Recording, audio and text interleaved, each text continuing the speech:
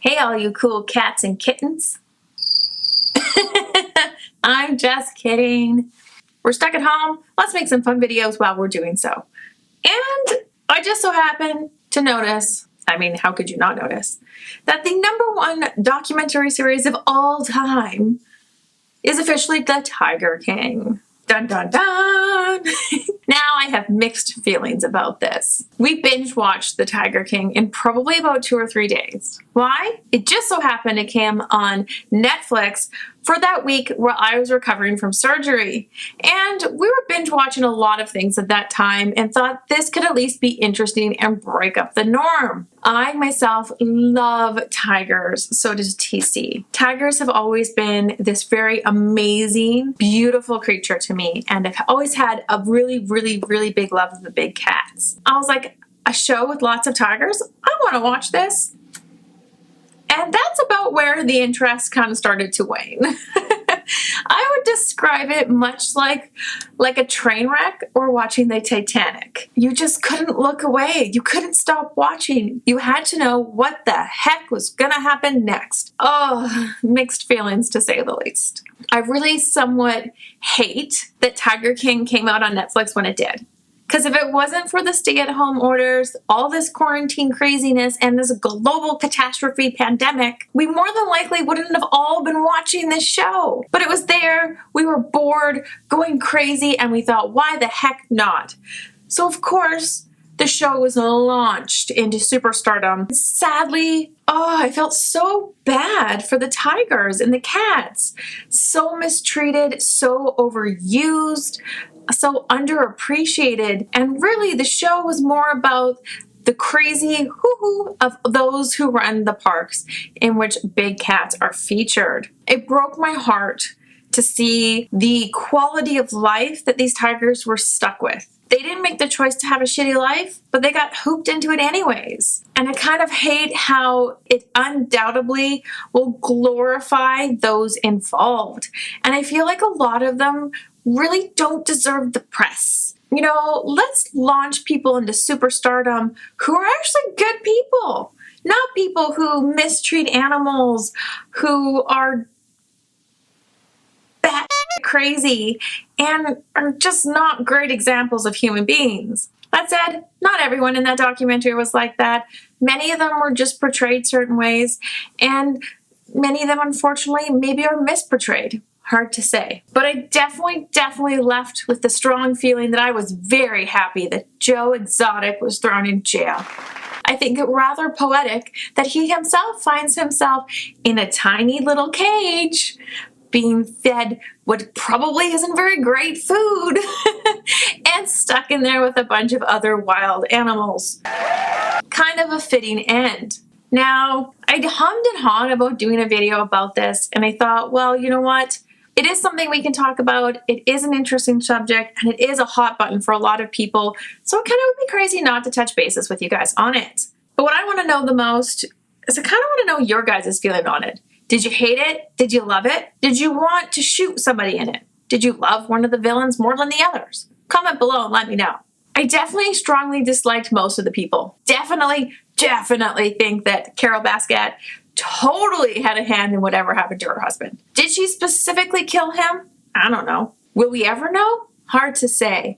But I definitely think she knows more than she's letting on. And I think it rather coincidental, or a really big coinkydink, whichever way you say that, that he just so happened to disappear. I mean, it would be awfully easy to feed him to one of those big cats.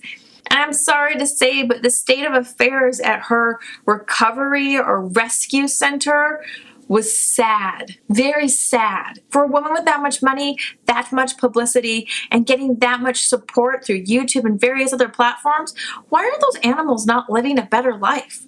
Why does she only have like 12 cats? Really? She really seems dedicated to her mission. Not so much. What do you think? Do you think Carole killed her husband? Do you think that she too is extorting those big cats? Oops, I meant exploiting. Oopsie. I just feel like the motivation was there. Her alibi seemed not great, if non-existent. There's heaps of circumstantial evidence there, and you know, she did have a pretty easy way to dispose of the body. I don't know. To me, when too many red flags are raised and there's too many things that could easily line up to make it possible, it becomes more probable in my mind. I couldn't believe the poor tigers were being fed Walmart meat. Like, I know tigers are not as picky as people are. I know that grocery stores have expiration dates at which they're not allowed to sell the food past that date, and it doesn't necessarily mean that that food is spoiled or bad. To find out that he was hopefully getting truckloads of spoiled, left out, warm meat from Walmart to feed these tigers, and at that, feeding them for $3,000 a year versus the $10,000 that was suggested would be the minimum, it really just broke my heart that these animals are probably more than likely going without food, having horrible diets, and like, how does that affect them overall? The poor creatures in this documentary is really who suffered, and it breaks my heart to see that. And I mean, ultimately what it comes down to, it was the sad example of the inhumane treatment and the euthanization of the animals that really was so horrible.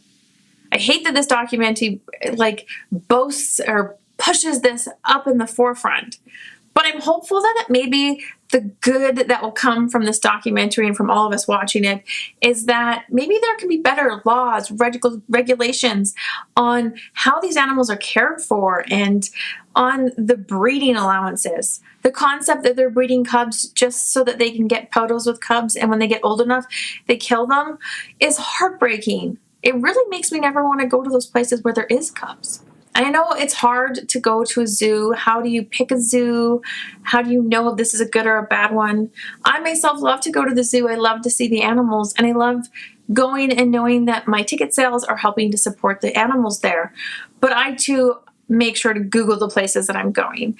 I try to find out, a general feel for how they are, and I try to stick to the places that I know aren't mistreating their animals. But that said, it can be difficult to discover. If at all possible, I urge everybody to try and do a little research on the places that you are going. I was really happy to watch the recap episode in which they went back and interviewed those who were in the documentary. And it shed more light into who they were as a people and made me feel less ooky about the fact that I watched it. I was very happy to hear that the head zookeeper was not a Joe Exotic fan, that he was there for the animals and he cared for them, and that he was there and continues to be there hoping to give them a better quality of life and reassurance that someone is there on a day-to-day basis who gives a poop about them. It was so nice to see that and to hear that, as well as to know that he himself was not Joe's fan and that he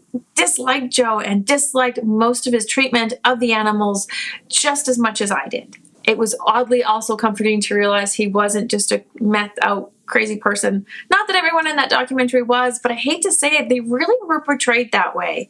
And it just made me really concerned. Like, here you have the possibility of all these people caring for these animals who are all seem to be meth heads who it just seemed like mismanaged. And so how safe is it really? Especially with the with the guy losing his arm. It was just very concerning. I found it really hilarious to learn that Joe Exotic himself was actually afraid of big cats. Like, really? And all the times that you saw him in videos or publicity in which he was in the cage with 2 or 3 of them, they were generally the blind, the very old docile ones, or they were under heavy medication. How does one start a tiger zoo when you're afraid of big animals, big tigers? Like, come on, that just seems wrong. I was not surprised to learn that he was not the person who sang, because I'm sorry, I get that sometimes someone's speaking voice can be very different from the way they sound when they're singing. That seemed like such a vast difference that it just didn't seem plausible. And I was shocked by it. Learning that he actually wasn't the one that sang for all of his songs was not surprising in any way. Discovering or finding out that he is actually quite happy about his fame actually kind of made me feel bad. Really? We should not be glorifying some person like this. And I know a lot of people were out there trying to put together a petition and state we should get his sentence reduced and he should be released. Let's try to remember he went to jail, prison, however you call it, because of the mistreatment of those animals and because he killed them off just because he felt like it. This was a proven fact. He admitted to his own guilt. I think that it only is fitting that he should stay where he is and do his time for his crimes. I don't think that he should be acquitted just because he is now quote unquote famous. That's not how that works. Just because you're a serial killer and you happen to have been an actor and starred in a movie doesn't mean that we should just acquit you from murdering someone. It's not quite how that goes. If Brad Pitt all of a sudden tomorrow started becoming a mass murderer and murdered everybody, I don't think we would be so quick to be like, well, you know, it is Brad Pitt. He's awfully dreamy. We'll give him a pass. Not so much. There's a few things I want to know. But the popular consensus is, do you think Carole killed her husband? Do you think she fed him to the tigers? How about the alligator shack? Who do you think burned it down? Do you think that Joe got scared of the footage, didn't want to be mistreated or taken wrong, and so he burned it down himself? I don't know. Seems too coincidental to be somebody else. And more importantly, what's up with Joe? What personality disorder do you think he has? How many of them do you think he has? There are many. And I definitely think he was very egotistical. So there's something going on there. One does not create that many enemies from that many people that he interacts with every single day and not be somehow self-aware or realize that maybe they're not all there. That said, not that there's anything wrong with having personality disorders. Many people do, and there's nothing wrong with it. We are all a range of things, and we all fall into the spectrum, even just lightly, for many things.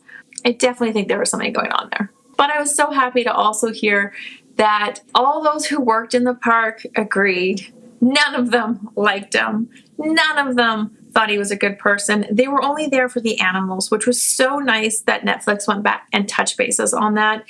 It made me feel a little less dirty for watching The Tiger King. Let me know in the comments below the answers to the questions I just posted above, or just spoke of above, and I want to know what you guys thought.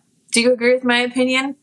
Do you think that Joe Exotic should be exonerated of his crimes? Or do you think he should have to live out his life in his tiny little cage, eating his crappy food, just like he did to all those beautiful tigers?